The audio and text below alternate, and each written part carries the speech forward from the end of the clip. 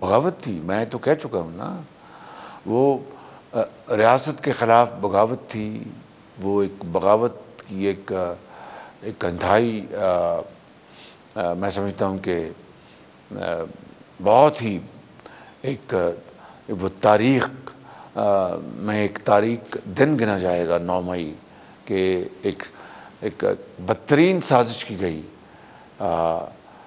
پاکستانی فوج کے خلاف اور پاکستانی فوج کے سپہ سالار جنرل سید عاصم منیر کے خلاف۔ میں تو یہ کہہ چکا ہوں، آج آپ نے چونکہ یہ سوال کیا، میں دوبارہ اس بات کو کا اعادہ کر رہا ہوں، اور یہ ایک بہت ایک ناقابل معافی جرم ہے کہ آپ اسٹیٹ کے خلاف آپ بغاوت پر ایک جتھے کو اکسائیں۔ آپ اپنی فوج، جو کہ آج بھی میں ایک وہاں پر ایک فنکشن میں نے اٹینڈ کیا جہاں پر خود میں اپنے شہداء کے ان کے لواحقین سے ملا، ان کی کسی کا بیٹا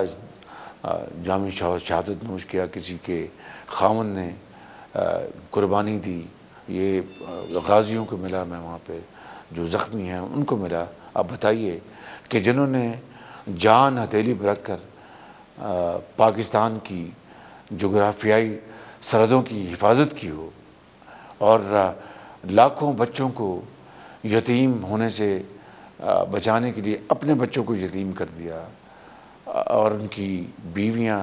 بیوہ ہو گئیں، ان کے والدین عمر بھر اپنے ان پیاروں کے لیے ان کی آنکھیں غمگین رہیں گی، ان کے خلاف 9 مئی کو جو سازش کی گئی وہ